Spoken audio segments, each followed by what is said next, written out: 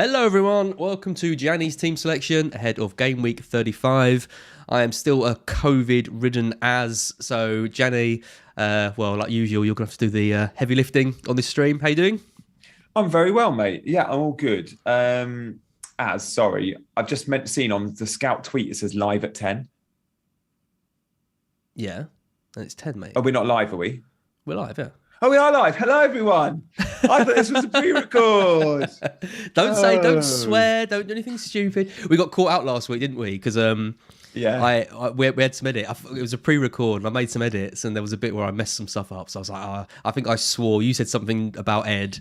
I did the edits, and then I went on YouTube and I posted the unedited version. So a few lucky people got to see the kind of behind the scenes of it all. It was what was funny was behind the scenes. A lot of that last week was my Maguire rant. But what people didn't realise is that's very posh. Yeah, even Ed picked me up on that the other day. What people didn't realise was I was about to go on a 40-minute show with Az where I pretty much only spoke about Maguire anyway. So it kind of became the show regardless. But hello, everyone. Welcome to our Game Week 35 preview show. This has thrown you, hasn't it? Now we're live. It has. Thank you guys for watching. Look, I had so many people come up to me at Fest on Friday, which was amazing, and that many of you guys were probably there. Let us know in the chat if you were there on Friday. And loads of people came up to me and didn't go, "Oh, you're the bloke from the FPL show," or "You're the bloke from, I don't know, that supports Italy and is on Twitter." They went, "You're the bloke that does the weekly team reveal with Az." And I absolutely love it. And I thought that was awesome to hear. Like, so many people at Fest knew me off the back of this stream that we do every week, which is one of my highlights of the week. And so many asked questions to go. Literally, I had a couple of people say the same thing, which was like, really entertaining, Gianni. Love watching you and Az. Do you make moves because you know it like creates good content, or do you actually make moves and decisions because you think it's the right one? And I was like, that's so funny you say that, because I get that quite a lot. But no, I promise you, like I never make moves to create content. I don't use chips in a different time to everyone else because I think it will get me more likes or follows. Like, I do it because that's just how I play the game, I guess. So it's quite nice to be different. And I think I probably am a bit different. But yeah, it's all legit, guys. What you see is what you get when you talk to me. It's quite interesting because I remember a few years ago, was it Andy? Someone was doing really well and someone was copying their teams kind of on, you're going to get that. If you're doing videos, you're doing well, you're probably going to get people copying your moves. I know there's someone else out there who's doing really well, like sort of in the top 20, and they're now saying that they're going to stop revealing their kind of moves on the thing. And like I don't know, it'd be interesting. What would your take be? Say you were 50th in the world, and you were doing these streams. I can't imagine that you would be like, oh no, Az, I don't want to do these streams anymore because people might copy. Absolutely, copy me, team. Look, I'm a content creator, right? I'm there to give advice. If that advice is copy my team like for like, you're more than welcome to do that. Last season I was having a terrible season. I was doing this stream with Andy, and Scout viewers will know, like, I had my terrible rank on screen every single week. And Andy said to me halfway through the season, "Do you want to carry on doing this? Like, it's pretty embarrassing for you, I guess." I was like, "Nah, it's fine. Like, it's a bad season. Everyone watching has had a bad season, I guess. Some of them are on bad seasons at the moment. Like, I want people to see how I react in real life. So there's no cover-ups here." And for the same reason as people, like, if they want to copy your team, they can copy your team. Personally, what a boring way to play the game. Like, yeah. But I think this happened to General years back as well. That's right. Yeah, it happens to quite a few people. I think because there's some people who maybe they want to beat friends and they're in mini leagues and stuff, and that's all they kind of care about.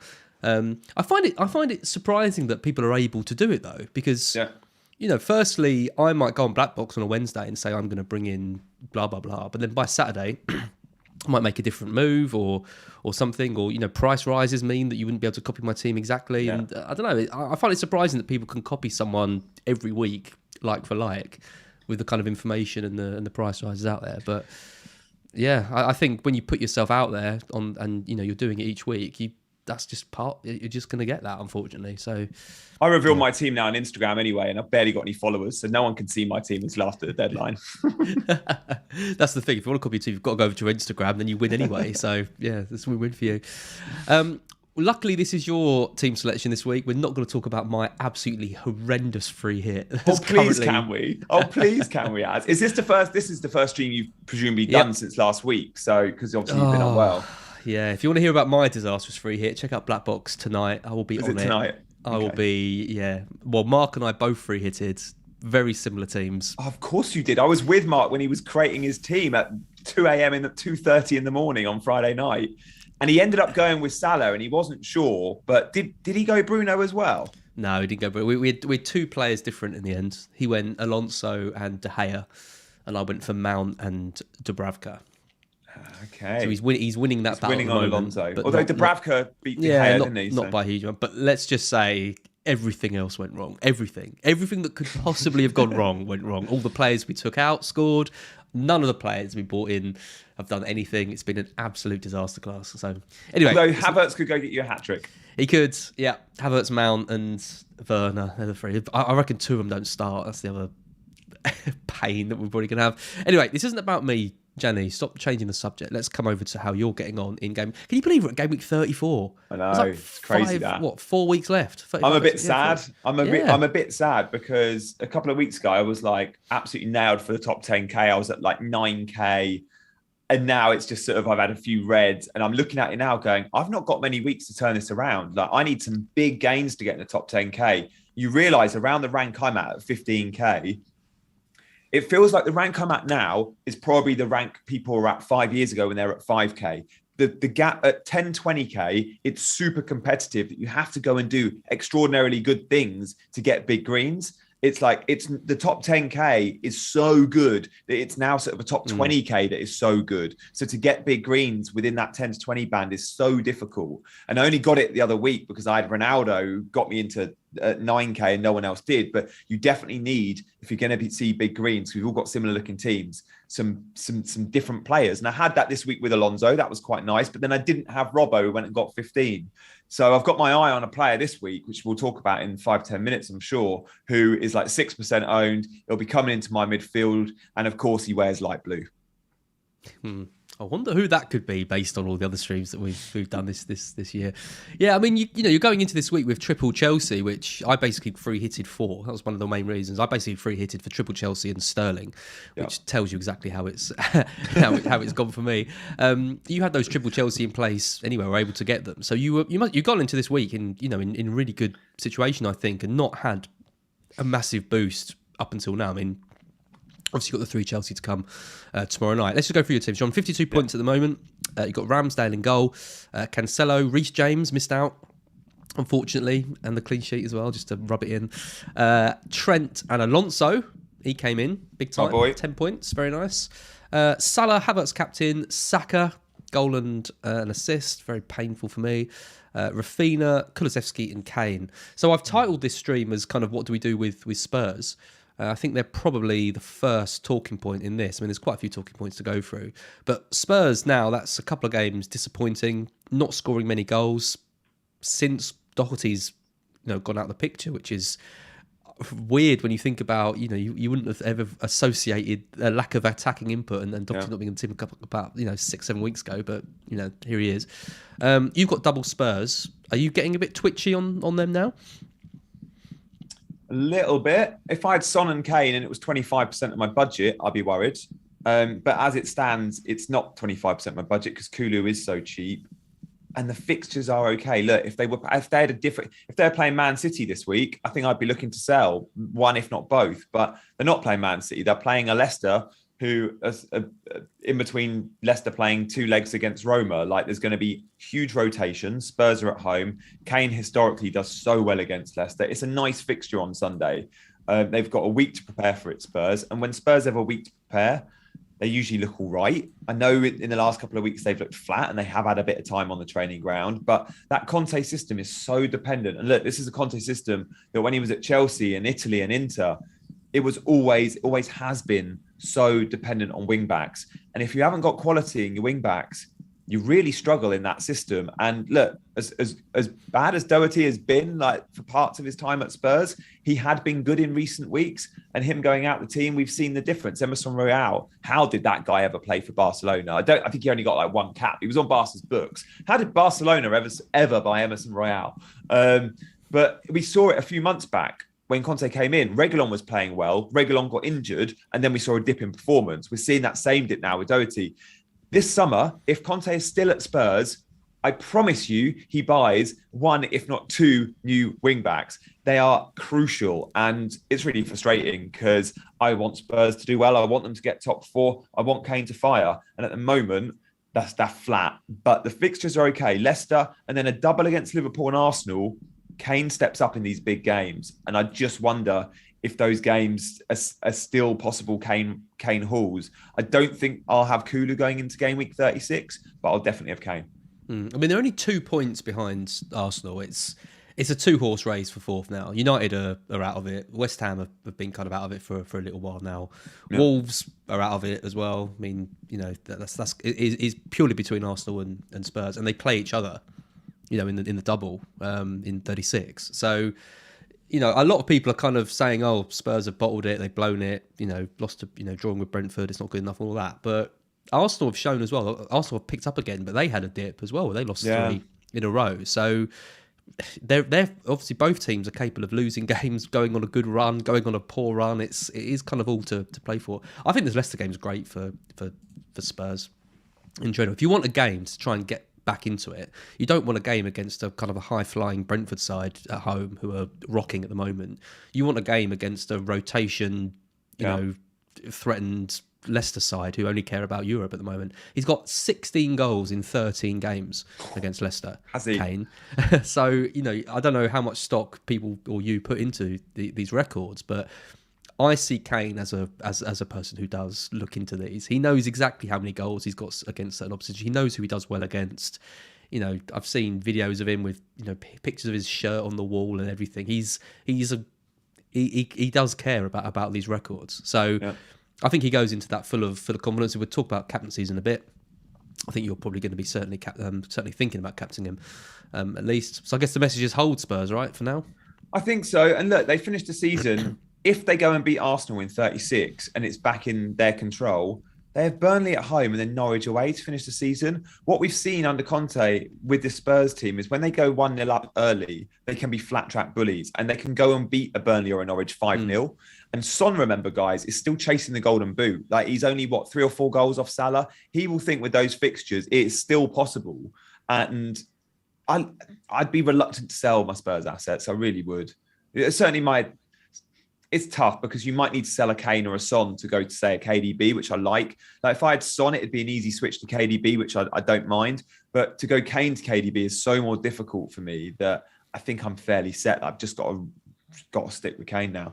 Yeah, the trouble is when you see, I was watching the match the other day, and it's like Kane clearing the ball off the line again. And it's like, oh, not this again. Get up the pitch, Kane. Stop. Yeah.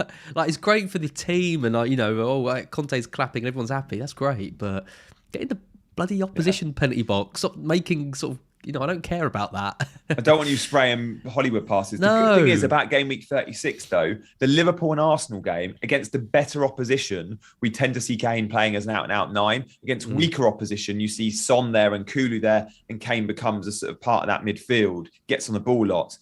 Against Liverpool, for example, Kane will be the highest man up the pitch for Spurs, which I like. Yep. Chelsea, let's talk about Chelsea next. You've got triple Chelsea in your team. You're stuck with them for a bit. Double Chelsea defence, James and Alonso, Havertz. They put in a weird performance against Arsenal. Rudiger was out and he still didn't look like it was working. I thought they were so poor against West Ham. I really did. I mean, I was watching that game from my COVID-stricken sofa, just lying there with my 3 Chelsea attackers, and they could barely string a pass together. I thought Loftus-Cheek was terrible. He wasn't going wide. He kept cutting inside.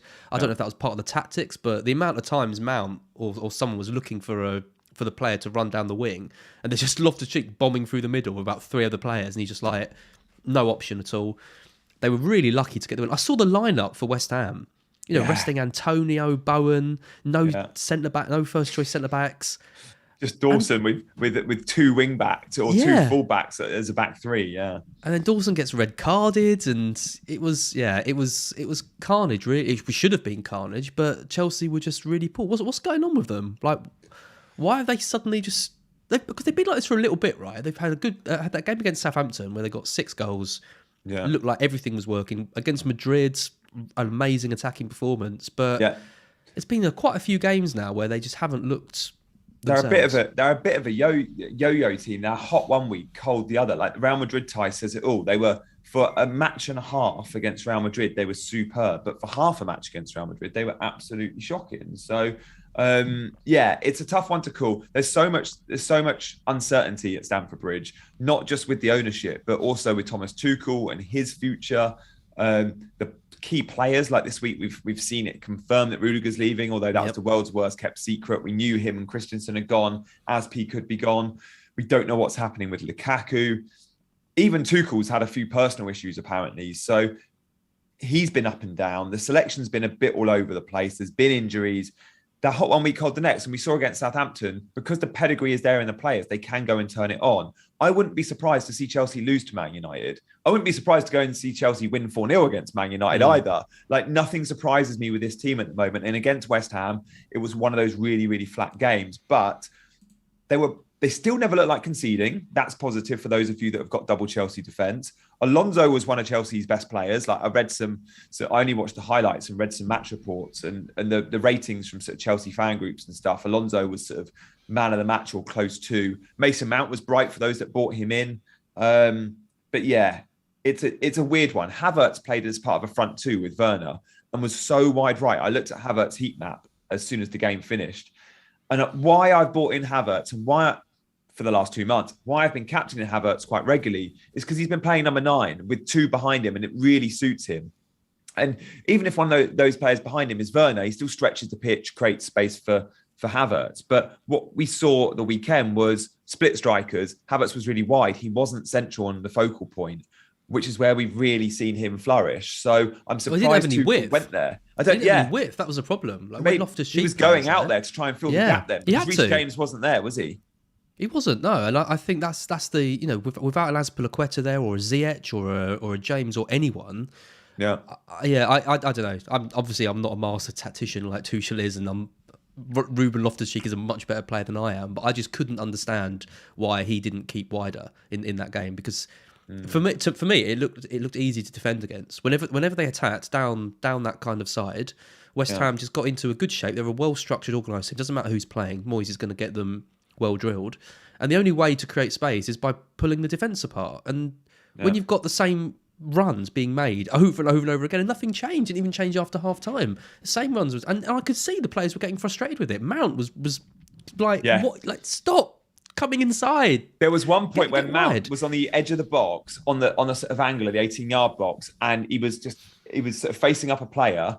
And he ends up behind his back doing that to Ruben Loftus-Cheek. He's like that, as in, go on the overlap. Just go on the overlap. And Loftus-Cheek did that. Mount put the ball to Loftus-Cheek across, and I think Loftus-Cheek crossed it, and we actually had a chance created out of it. But it's like, you're so used to playing with players like Reece James or Alonso on the other side that just want to hug the touchline, get those balls in. But Loftus-Cheek isn't a wing back. Like, he's so out of his comfort zone on the touchline. Of course, he wants to drift inside when he plays right back because he's always played centrally. So, again, it's Tuchel. Like, he makes some very interesting tactical choices, which I sometimes go, you're a master tactician. I absolutely love you. The one in the Champions League. You're so astute. But then I go, what are you doing with Loftus-Cheek as a wing back?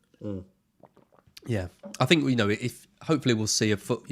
I don't know what team's going to come out for Chelsea against United. I think obviously Pulisic came off the bench and scored. Yeah. Ziyech came on, changes were made. I imagine Rudiger's trained, which is great, and James is trained. So I think they come back in. You think Rudiger and James, but is he going to shift some of the attack around a bit? I think we could see Pulisic for Werner.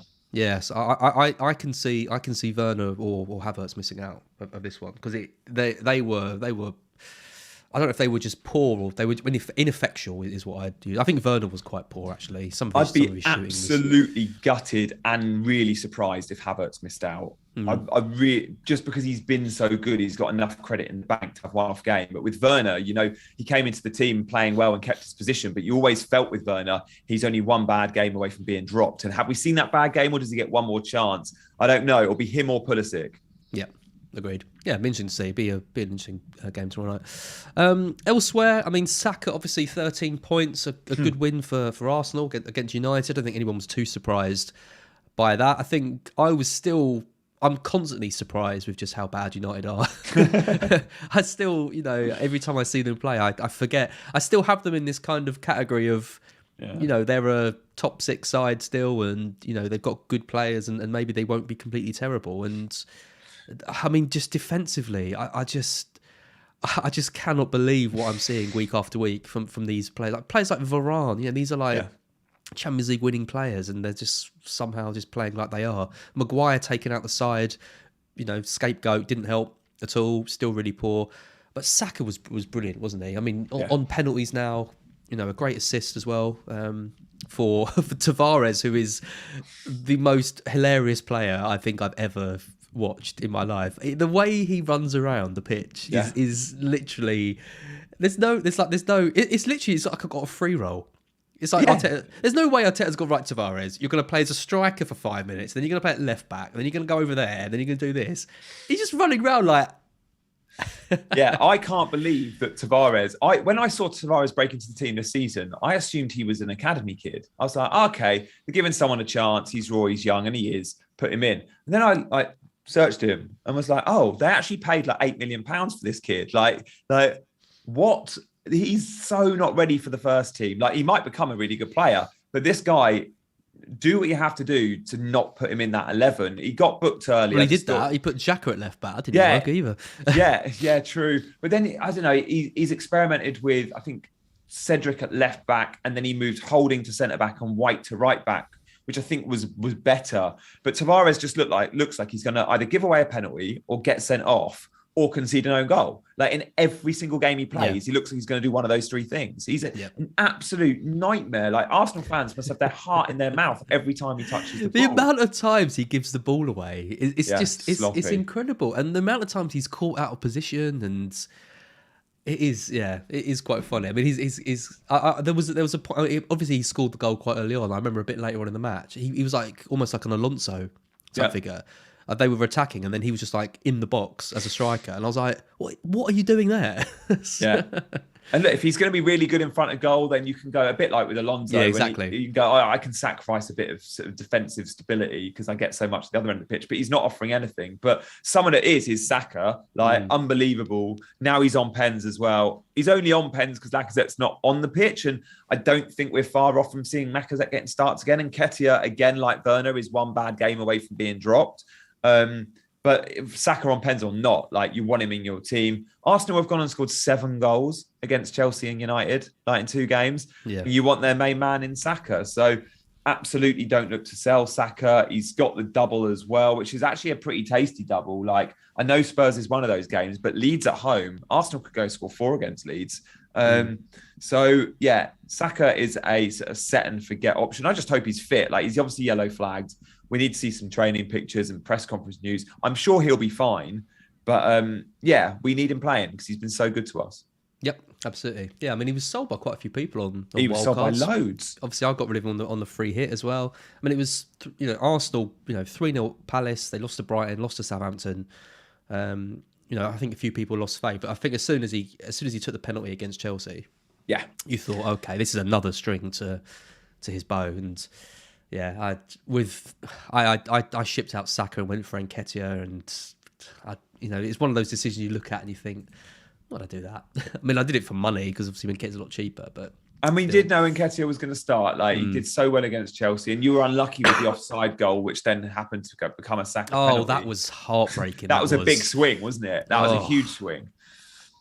Oh, Peter Walton as well didn't help. He was like, I don't know if you saw it, Peter Walton, classic Peter Walton. He's like, well, I don't think it's offside, and even if it is offside, it won't be a penalty. Yeah, thanks. Thanks, Peter. Offside. Penalty. Yeah. Yeah. Cheers, mate. That's great. Last night on the Champions League coverage, they came to him for something. I can't remember what. It was around the 80th minute. We hadn't heard from him all night. And Peter Walton speaks. He clearly wasn't prepared. I think I tweeted saying you locked in the cupboard, but I think he might have been in the toilet. It was like the most echoey sort of room out of nowhere. And it was like, he was all flustered. And I was just like, this is hilarious. That's amazing. I hope Peter Walton was in the toilet, caught short, doing some analysis. Excellent. Right, let's look ahead. Let's look ahead to Gameweek 35. This is how you're currently set up. You've got Ramsdale in goal, Cancelo, James, Trent and Alonso. You've got Salah, Havertz, Saka, Kulusevski, Broja and Kane currently captained. And on your bench, Foster, Rafinha, Gelhardt and Amity. And then you've got 1.7 million in the bank. I'm sure there's quite a few people who've already worked out what your planned move is this week. But do you want to just tell us for anyone who's still not sure?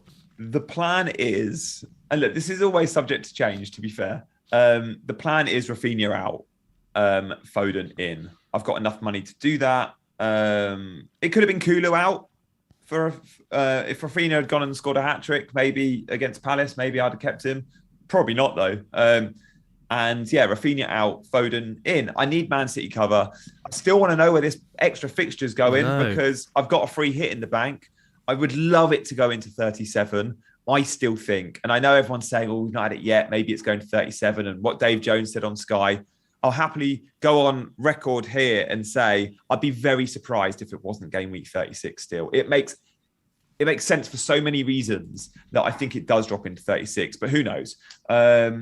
So yeah, if it goes to 36, I'm not on a free hit. So I'd have to go without KDB, who I would love to get on a free hit. If City double in 37, I can get KDB and captain him. I'd love to be able to do that. But in my normal team, there is no way. I've experimented again this morning. Can I, instead of going Foden, can I somehow go Rafinha out, KDB in and make a change elsewhere? I don't think I can find the money. I just don't think you'd have to drop Kane, right? Kane's the only way, and I just can't sell Kane ahead of Leicester and a double, and then Burnley Norwich, where he could go big. So I'm going to have to go without KDB until I free hit. And Foden is the next best thing. Bernardo Silva is also an option. I think they're the three Man City assets that play in midfield that I think from an FPL point of view play midfield. And I tweeted this yesterday. I think there are 5 or 6 Man City players that will start every game because the fixtures, guys, go on about Pep Roulette all you want. The fixtures aren't that bad in terms of the schedule. The Champions League isn't like Liverpool where it's Wednesday, then Tuesday, 6 days apart. It's Tuesday, then Wednesday, 8 days apart. Foden's just had his Premier League rest against Watford. He can definitely play 3 times in 8 games. Oh, and by the way, Man City aren't in the FA Cup final, which is now as part of the current season. It's not after the season like it has been in years gone by. Liverpool are in that, which means another fixture for Liverpool. Well, City don't have that problem. They go back after the Real Madrid tie. They pretty much go back to playing once a week other than their double game week. Like, Pep's going to go full strength. And in that full strength 11, you can bet your bottom dollar, Ederson, Laporte, Cancelo, Foden, KDB and Bernardo Silva. Those 6 players play every single Premier League, start every single game, in my opinion. I might be wrong. Foden comes with the biggest warning out of all of those players. But the others, forget this Pep Roulette stuff. Those guys start every game. They've got a title to win. I think the worrying thing potentially with Foden would be the form of Gabriel Jesus, who's obviously selected for the Champions League game, scored 26 or 27 points against Watford, which was heartbreaking as a Sterling owner. But I think it kind of, Sterling blanking, Grealish not being selected, Jesus in, I think just, and Foden sort of playing kind of on the left. On the left, yeah. Yeah, I think there is no worry. I can't see a world in which Foden doesn't play still in that. If Sterling or Grealish was in great form and then Jesus had come in, you'd be a bit worried that, okay, Jesus is going to play up top and then maybe we do see a bit more rest for Foden. But Foden's still crucial and he's miles ahead of Grealish and Sterling in that. Yeah. So he either plays up top as a false 9 or on the left. So yeah, I think it's a good move. I mean, the thing with Rafinha and Leeds in general is they've tightened up. Like defensively, the defensive numbers are so much improved under Marsh than they were under Bielsa. I mean, it wasn't hard to improve because they were like bottom of the league, but they have improved a lot defensively. But at that has definitely come the cost of this kind of Bielsa ball attacking football. So I think Rafinha is probably expendable at the moment, which is a shame because he's probably going to go right in the summer, and he's I wanted him. I really wanted him for the run-in as sort of one last hurrah, last game at Ellen Road for him, knowing he'll move, keeping Leeds up, blah, blah, blah. But yeah, it was. I can't see enough. I watched all 90 minutes somehow on Monday night of Palace versus Leeds, and God, it was boring. And Leeds just offered nothing in attack. And I looked at it and just thought, you're going to play more difficult teams than Crystal Palace, and you're still not showing much, Rafinha. Like, you've done well, but it's time to go. Yeah. And whilst Leeds have looked better at the back, I completely agree with you. Their numbers are better. I'm sure the stats show that. Palace should have scored. Meslier made a lot of saves. So yeah, I think it's time to upgrade there and back at with Man City, you're backing the team that on their day probably have the highest ceiling of any team in terms of goals scored in the game or XG created in the game. And I just feel like my team at the moment, I've just got Cancelo.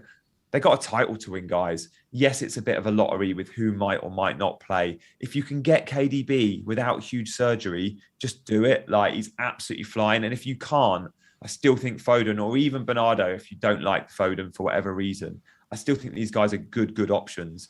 And again, double up at the back, I still think is on. Yeah, they conceded to Watford, but they just don't concede big chances. So Laporte Cancelo double up is another one to consider, which I'd look at if I had that defensive slot available in my team. But yeah, for me, I think it's Foden time. And sure, he could miss out this weekend. I don't think he does. I think he starts. I think he's fine. Like, as you say, Grealish hasn't done enough. Sterling's not doing enough. Mahrez is the slot of that front three, even with Jesus. Mahrez could come out. Like, I'm not certain Mahrez starts those 5 Premier League games at all, but Sterling will come in for Mahrez, not for Foden. Foden, I do. I'm with you, Az. I think he starts. I like it. I think Rafinha for Foden's a good move. Brent's Broja, that deals with that problem of whether he's going to start or not. Yeah. I say it almost every week. It pains me to say it, but I think again you're well set up. Well set up for the running. I mean, the one team that you haven't mentioned, I guess it's a little bit less important for you to think about Villa, for example, because obviously Villa got back-to-back doubles. And then Norwich as well. Norwich this week, and then back-to-back doubles. Yeah. Obviously, the interest is rising in Coutinho. His price just keeps dropping. I think he's down to like 7 million now. But obviously, there's investment in him. People are looking at someone like Cash, Ramsey potentially. There's not a huge amount of other options. Any interest in Villa assets? If I considered this week Broja to Watkins, but I think I'm 0.2 short. Right. I think Watkins is a nice option. I like the way Gerrard has spoken about Watkins again at the weekend. He did everything but score. He's really involved. He's the main man. These are Gerrard's words, right? So against Norwich, I think there could be a big scoreline there for Villa. These guys at Villa, people would claim Villa are a beach team, right? I don't know if I like the term beach team because these are professional footballers. Like, they deserve a bit more respect. And look, you could argue Brighton are on the beach. Look at some of the results they've put together in the last few weeks. So with Aston Villa, these guys are playing for their futures. Gerrard's got money to spend. Gerrard knows the transfer market and the loan market very well. He can go and get some good Liverpool kids in that Villa team.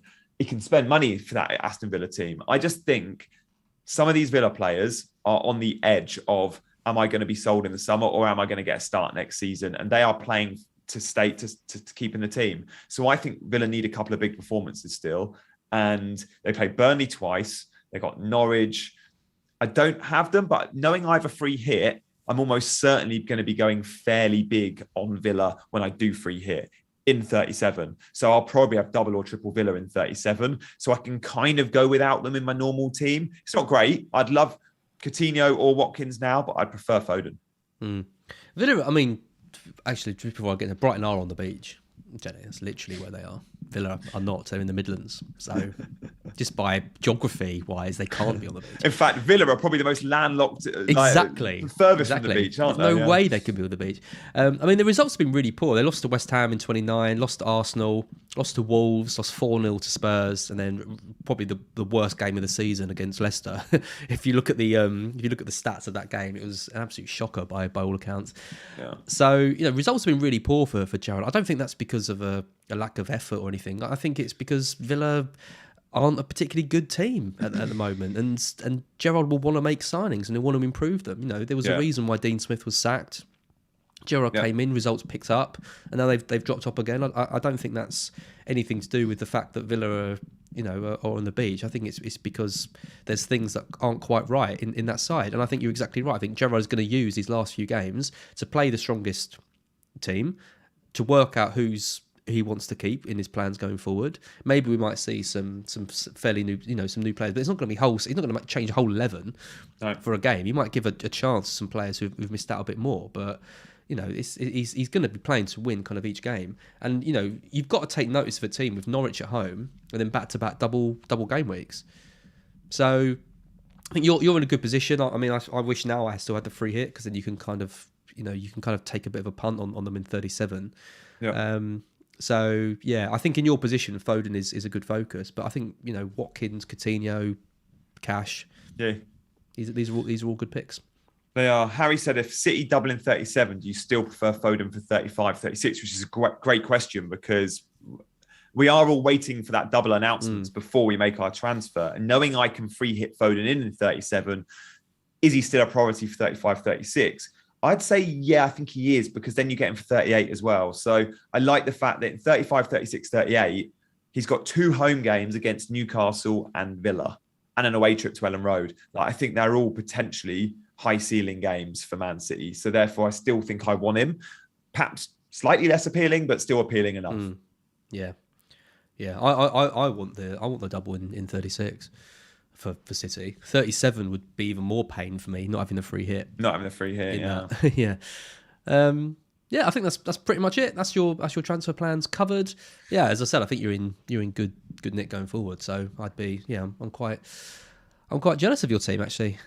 Good. I'm glad to hear it. I'm very jealous of your rank, so I'd rather be in your position. All we need is end of the season, me nicely nestled in the top 1K, you nicely nestled in the top 10K, and I think we've had a successful 38 streams.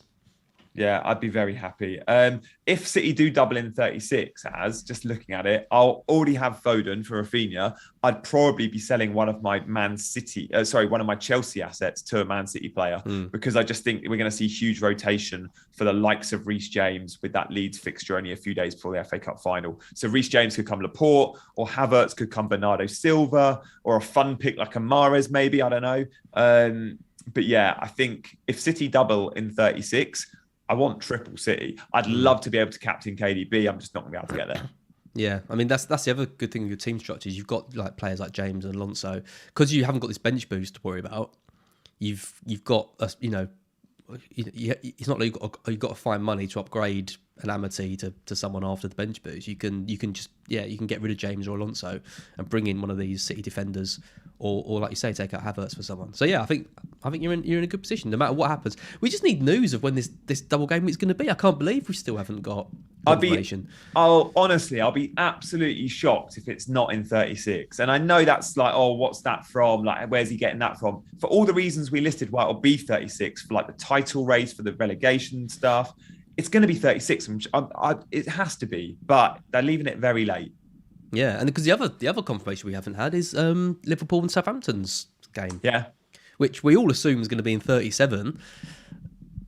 Imagine if it's not. Imagine if they drop that into 36. Triple game week for Liverpool. God, imagine those that have got like Salah triple captain left. Oh, I mean, I'm just gonna. That's not going to happen. Just in case anyone gets excited, that's not going to happen. It will be in 37. We're almost certain it's going to be. But it is interesting as well that still hasn't been. Yeah, just put it in the schedule. It's all the TV stuff, isn't it? Guys, there's 467 of you watching. Thank you. Just before we leave, I'll ask one favour of most of you. Please can you hit that like button? There's only 50 likes. What is going on? Like, come along. And subscribe. Make sure you subscribe. So like and subscribe. We need to get one of these little floating banners. All that jazz. Yeah, I think that's it from us. Gianni, thanks for carrying us through. I had to blow my nose at one point, but other than that, I got through it, which is nice. My first stream back. And we didn't even speak much about your free hit, mate. You got away lightly there. I'm sure if you want to know more about Az's free hit, tune into Black Box later. At least Mark can't have a go at me because he did the same thing. So we'll be suffering together. But yeah, we'll be back next week ahead of 36. Good luck with all your teams at the weekend, and we'll see you soon. See you guys.